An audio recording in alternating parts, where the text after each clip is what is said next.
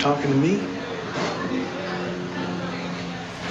Then who the hell else are you talking to? Talking to me? You talking to me?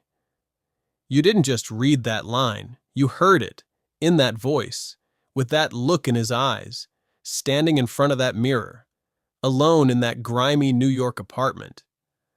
You talking to me?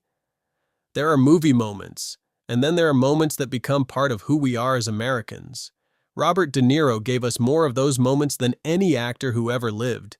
Travis Bickle in Taxi Driver, Vito Corleone in The Godfather Part 2, Jake LaMotta in Raging Bull, Jimmy Conway in Goodfellas, Al Capone in The Untouchables. For those of us who grew up in the 70s, 80s, and 90s, Robert De Niro wasn't just a movie star. He was the gold standard, the real deal, the guy every other actor was stacked up against.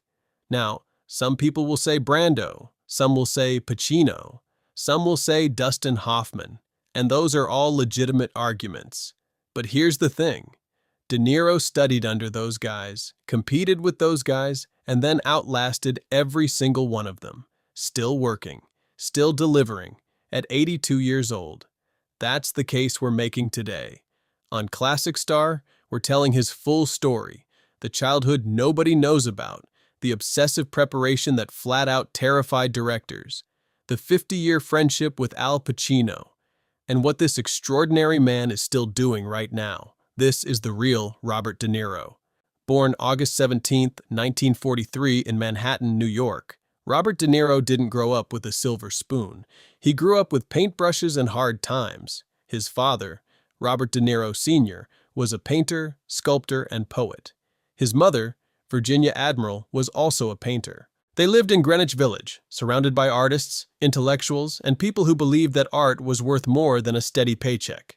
They split up when Robert was just 2 years old. His mother raised him on her own. He grew up on the tough streets of Little Italy, the same neighborhood that would later inspire some of the greatest crime films ever made. His first stage role, at just 10 years old, was as the Cowardly Lion in a local production of The Wizard of Oz. In 1973, Robert De Niro and Martin Scorsese made their first film together, Mean Streets, set on the same Little Italy streets where De Niro grew up, raw, violent, honest, completely unlike anything Hollywood had put out before. De Niro built his rep as a volcanic actor in Mean Streets, and director Francis Ford Coppola was so blown away that he handed De Niro the role of young Vito Corleone in The Godfather Part 2 without even asking for a screen test. Think about what that means. Marlon Brando, one of the greatest actors who ever walked this earth, had already played Vito Corleone in the original Godfather. And now this kid from Little Italy was being asked to play the same man as a young guy coming up. Not only did De Niro knock it clean out of the park, he pulled off something almost impossible. He became the first male actor to win an Academy Award for an Italian-language performance. He took home Best Supporting Actor in 1975, and he barely spoke a word of English in the whole role. 2 men, same character, 2 Oscar-winning performances. But he wasn't even close to done. In 1976 came Taxi Driver, the shell-shocked Vietnam vet drifting alone through the filth of New York City. To get ready for it, De Niro actually drove a taxi cab around New York for weeks. He needed to feel it in his bones. He needed it to be real. Then in 1982, the performance that a whole lot of people still call the greatest in the history of cinema, Raging Bull. De Niro played boxer Jake LaMotta, one of the most violent, self-destructive, complicated human beings ever put up on a screen. To play LaMotta in his prime, De Niro trained like a real professional boxer, then deliberately packed on 60 pounds to play the older, broken-down version of the same man. 60 pounds, on purpose. For a movie. He won his second Academy Award, this time for Best Actor. 2 Oscars, 2 completely different characters, 2 completely different performances, both absolutely perfect. At 37 years old, Robert De Niro was already the greatest actor of his generation. No debate, no close second. Here's where the story gets personal for those of us who came up in the 70s, 80s, and 90s, because Robert De Niro wasn't just making great films. He was making the films of our lives. Let's walk through them together. Take your time with each one because every single one of these is going to take you right back. The Deer Hunter, 1978. Pennsylvania Steelworkers, Christopher Walken, one of the most gut-wrenching American films ever made. It took home the Oscar for Best Picture, and De Niro was the beating heart of the whole thing. The Untouchables, 1987. Remember when he strolled out as Al Capone swinging that baseball bat? The whole theater went dead quiet, then completely went nuts. Midnight Run, 1988. De Niro showed the world he was flat-out funny in this road comedy alongside Charles Grodin. Loose, charming, a side of him nobody had seen coming. Goodfellas, 1990. The most entertaining gangster movie ever made. De Niro as Jimmy Conway. Cool, dangerous, always 2 steps ahead. The scene where he locks eyes with Ray Liotta across the room? No words, no music, just that face. Our whole generation knew somebody's number was up. Cape Fear, 1991. He played Max Cady, the scariest villain of the whole decade. Earned another Oscar nomination. You probably slept with every light in the house on after that one. Heat, 1995. And then came the moment our entire generation had been waiting on. For the first time ever, Robert De Niro and Al Pacino shared the same screen. In a coffee shop, 2 men on opposite sides of the law, talking quietly, sizing each other up, like 2 lions who know exactly what they're looking at. Michael Mann's crime thriller Heat put De Niro against Pacino, and that single coffee shop scene became one of the most replayed, most talked about scenes in the history of American cinema. If you caught that one in the theater, you never forgot it. Not for a single second. Now here's the part of Robert De Niro's story that caught everybody completely off guard, including Hollywood. Here's the thing nobody saw coming.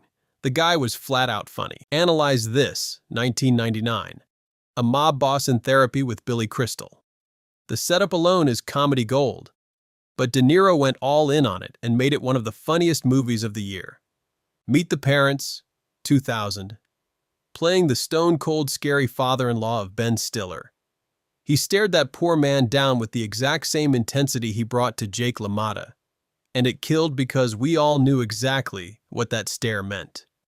The sequels, Meet the Fockers and Little Fockers, gave our generation some of the best family movie nights of the entire 2000s. This wasn't some serious heavyweight slumming it for a quick paycheck. This was a man who understood that comedy takes just as much truth as drama, and he was a natural at both. At an age when most guys have long since hung it up, Robert De Niro is busier than ever. The Irishman, 2019, his 9th time teaming up with Martin Scorsese, De Niro played a man living in the long shadow of his choices across 6 decades. It brought him back together with Al Pacino and Joe Pesci. 3 legends, 1 Scorsese, one of the greatest crime films ever put on screen. Killers of the Flower Moon, 2023, his 10th Scorsese collaboration.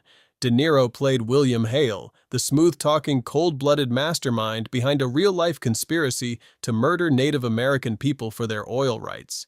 It earned him his 9th Oscar nomination, a record-breaking 49-year span between his first nod and his most recent. No actor in history has ever pulled that off.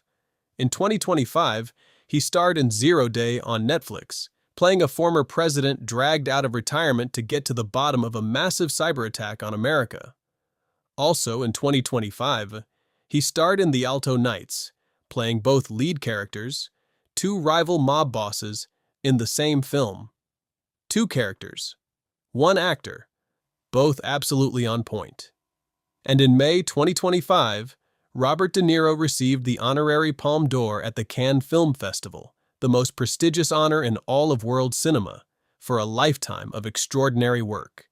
At 82 years old, he's still here, still showing up, and he isn't done yet. You know what hits different about watching Robert De Niro when you're in your 50s or 60s? He has been there for every single chapter of our lives. We were teenagers when Taxi Driver scared the daylights out of us. We were young adults when Goodfellas made us feel like we were right there in the room with those guys. We were raising our own kids when Meet the Parents had us laughing until we cried. He didn't just make movies. He made the soundtrack of our generation. And here's what sets Robert De Niro apart from everybody else. He never phoned it in, never grabbed the easy role, never stopped doing his homework, never stopped caring. He once said, You've got to physically and mentally become that person you are portraying. And for over 60 years, that's exactly what he did. Every single time, without cutting corners, without making excuses, without ever letting us down. That's not just talent, that's character, that's discipline. That's the kind of commitment to your work that our generation was raised to respect and recognize a mile away. Robert De Niro is not just the greatest actor of his generation, he may be the greatest actor who ever lived, and at 82, he's still out there proving it every chance he gets. Robert De Niro, Bobby Milk from Little Italy, two-time Oscar winner, Travis Bickle, Jake LaMotta, Jimmy Conway, Vito Corleone, and still bringing it strong at 82. Now I want to hear from you. What's your all-time favorite Robert De Niro scene? And tell me why it got you. The best answer gets pinned at the top of the comments. Drop it right now. And if this video took you back, hit that like button and subscribe to Classic Star. We do this every week for the generation that grew up on the greatest movies ever made. See you in the next one.